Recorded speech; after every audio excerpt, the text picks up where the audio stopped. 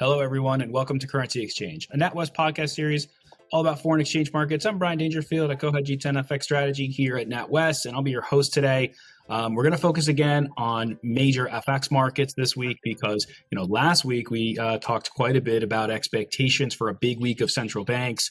In the G4, we've had decisions from all four of those central banks. Maybe not a lot interesting on the policy front, but certainly on the guidance front, and more recently, a surprise coming from Japan in terms of FX policy. And to talk about these and all things FX, once again, very happy to be joined by Paul Robson, who co-heads G10 FX Strategy with me, sitting over in London. Paul, thanks so much for joining. Well, as ever, Brian, thanks very much for the invitation.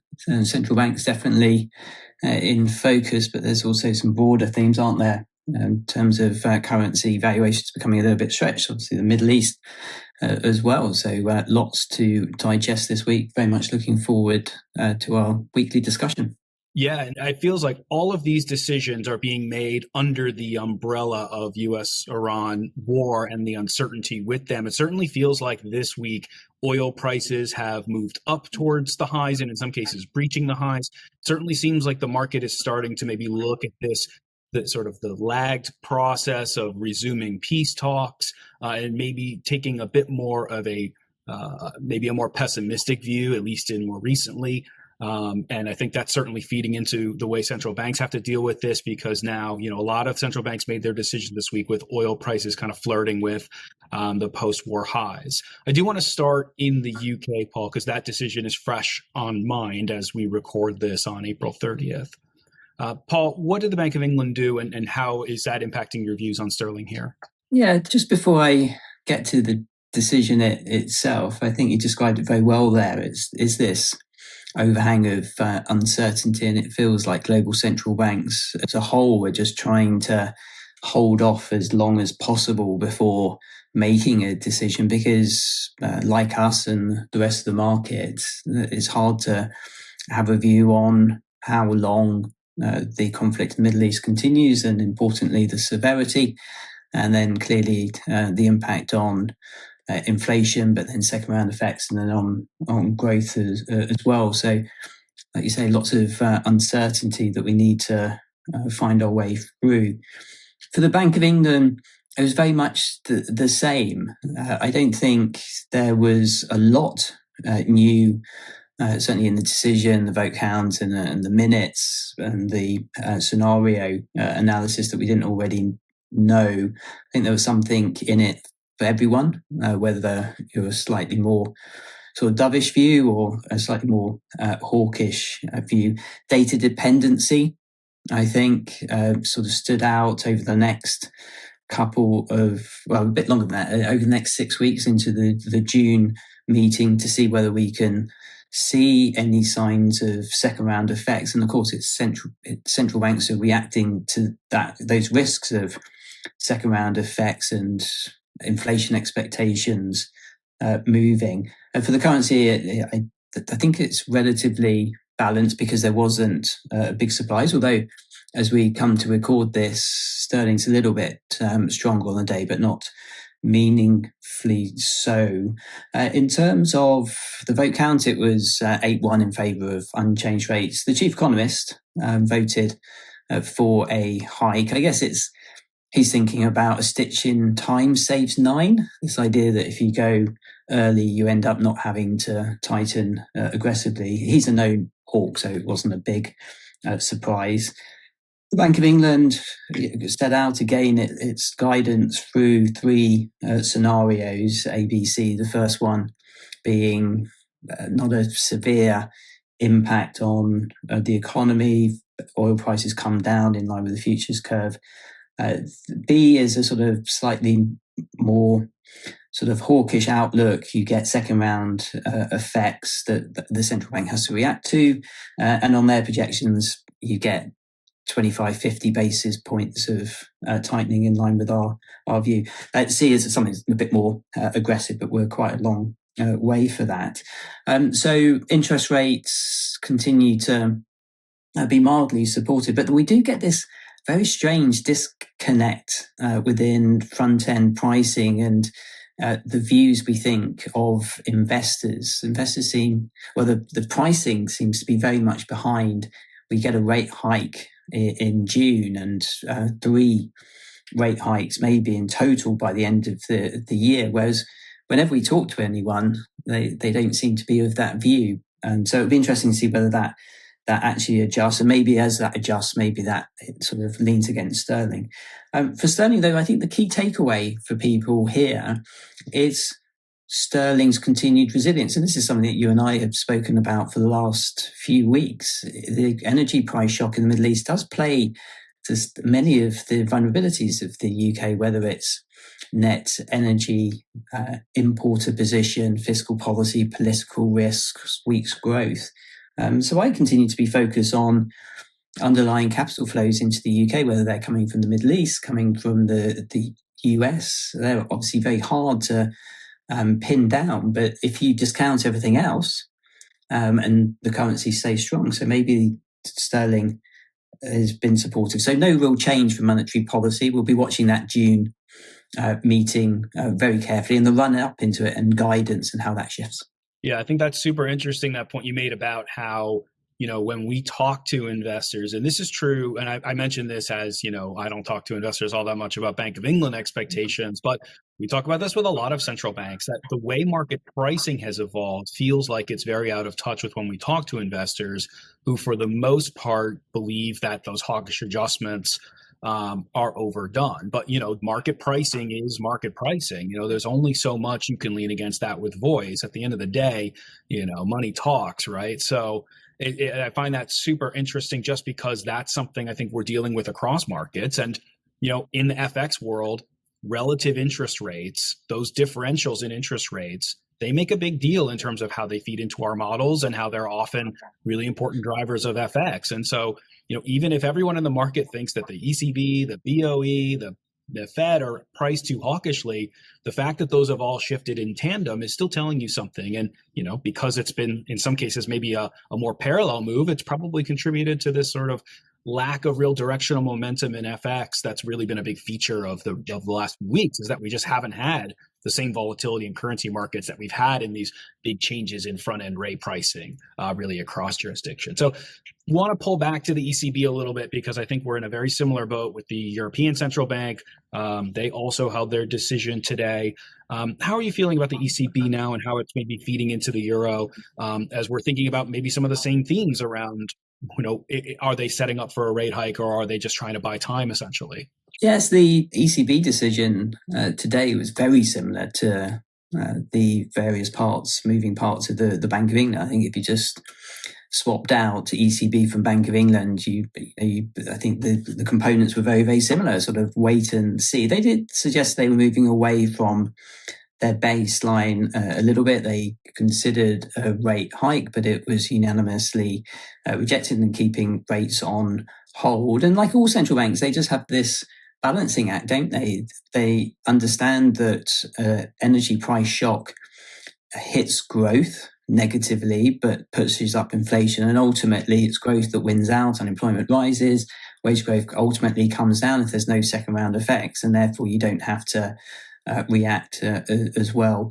And the ECB are also facing the same market pricing as you described, that markets are very much of the idea that rates are going to go up at the June meeting.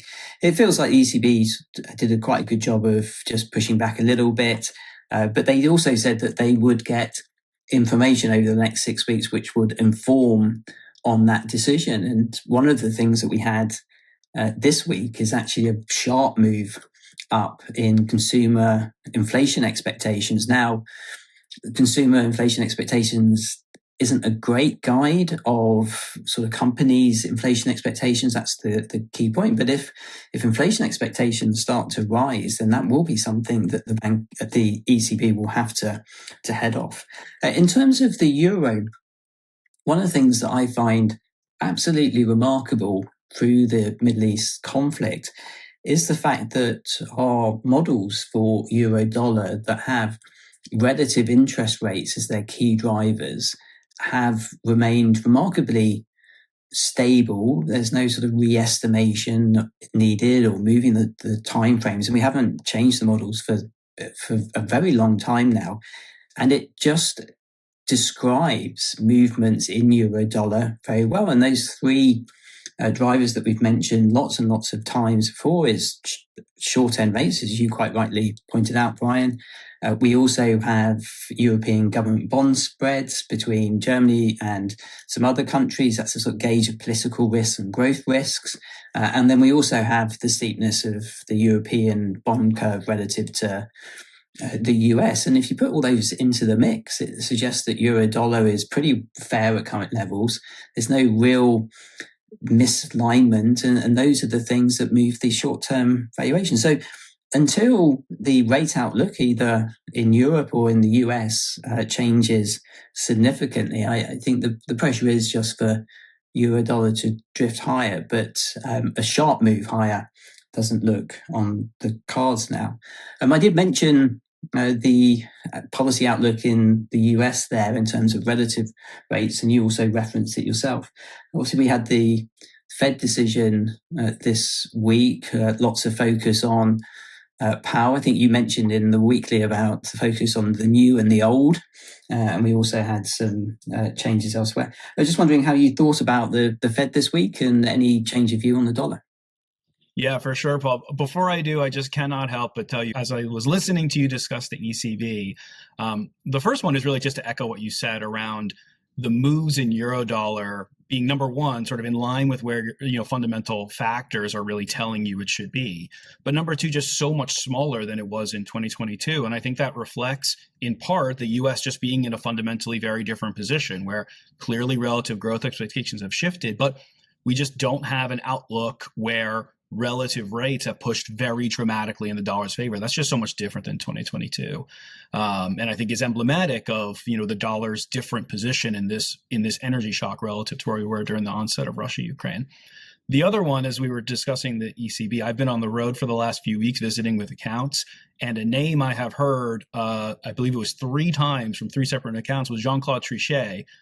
For those who are, maybe new in the market, referencing specifically the 2011 mid-cycle adjustments with the ECB hiking interest rates in what is broadly considered a time when they did not need to be hiking interest rates. So just to give you a sense of how markets seem to be kind of skeptical of market pricing the way it is incorporating now. That's just, I could not help but bring up that was a name that I have been heard more times in the last few weeks than I have in quite a long time. But anyway, let's move back to current markets and current central banks. So we had the Fed this week, which was as was the ECB and the Bank of England, unchanged in terms of interest rates. Interesting on the guidance, the Fed had an opportunity to maybe change its guidance to more specifically call for two-way risk to the policy rate. They decided to leave their easing bias intact, which says that additional adjustments in the policy rate could be considered. The idea that it's additional adjustments in the policy rate kind of hints that they're still talking about rate cuts because they've been in a easing cycle, a stop and start easing cycle, but nevertheless an easing cycle. 3 of the regional presidents decided to dissent against that language, basically saying, we think it's appropriate that the guidance in the statement makes it clear that we have a neutral bias and that the next move could be a cut and could be a hike. But they decided not to ultimately follow through with that. It was instead there were hawkish dissenters who were pushing in that direction. And if we remember, the March meeting minutes had already hinted that there were several officials who were calling for this in March. That call kind of boiled over in April with 3 active dissenters. But when it came to the actual signaling from Powell on policy, I think the message was very much the same, which is they feel like they're comfortable in a wait-and-see posture. They weren't ready to make the full move to a neutral stance, let alone signal that hikes could be on the table. That kind of differentiates them from what we've heard from others, where either clear references to potential hikes have been referenced or have actively hiked in some cases. So the Fed in that sense is maybe a dovish outlier, I think you could call them, just because they don't seem to be banging the drum about trying to signal that rate hikes could be coming. Certainly some members of the Fed believe that the guidance should more clearly and explicitly flag that risk. But the center of the committee is still not quite there yet in April.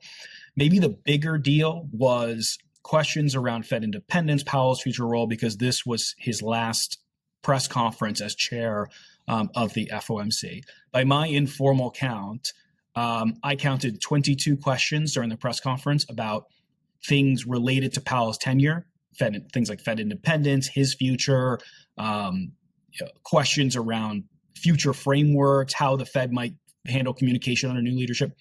22 questions about those factors versus 13 about markets, future interest rates, inflation, et cetera. So just to give you a sense of how the press was kind of pushing the direction of the press conference, Powell spent more time talking about his future and sort of broader questions about the Fed than he had to about future policy. On that front, Powell confirmed that he plans to stay as governor for a period of time after his period as chair ends, which he is allowed to do. His term as governor doesn't end until 2028, meaning that he is still able to stay on in that position, even as a new chair is formally appointed. So, President Trump has threatened to try and remove Powell. If he decides to stay on, we think his ability to do so will be limited. If you remember, Paul, he tried to do this with Governor Cook, and that's still ongoing.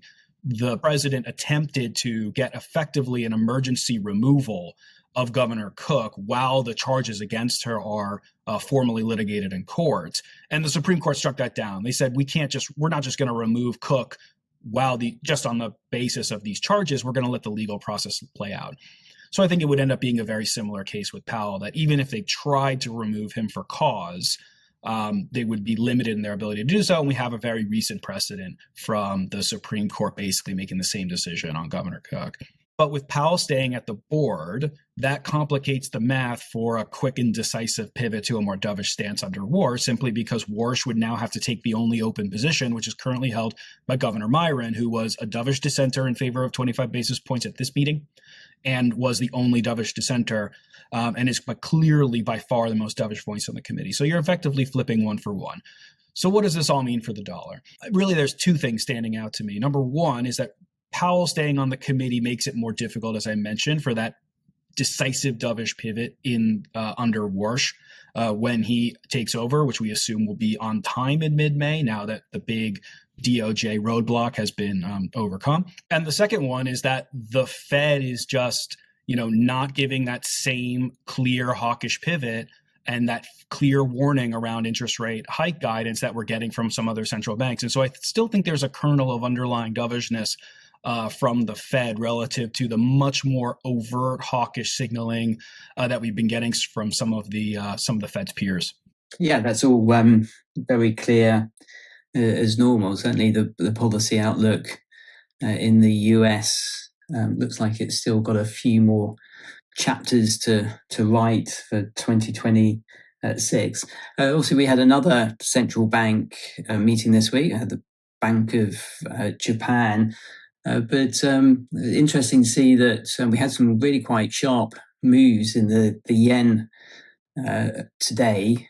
Just wanting your thoughts around that and whether it looks like intervention, sometimes it is intervention, and what do you think is a sort of echo into the future around these moves that we're seeing in the yen? Yeah, so as you mentioned, we've had a massive move higher in the yen today, and local media have been saying that this is confirmed intervention. We don't have official confirmation yet, but local media have, suggested that this is confirmed intervention. And certainly the scale of the shift in volumes and the move itself certainly gives the veneer, the sense that this was direct intervention rather than simply a rate check. This is the first formal intervention, assuming that this is indeed intervention. This is the first formal intervention since 2024. So first time in 2 years that they've actually stepped into the market.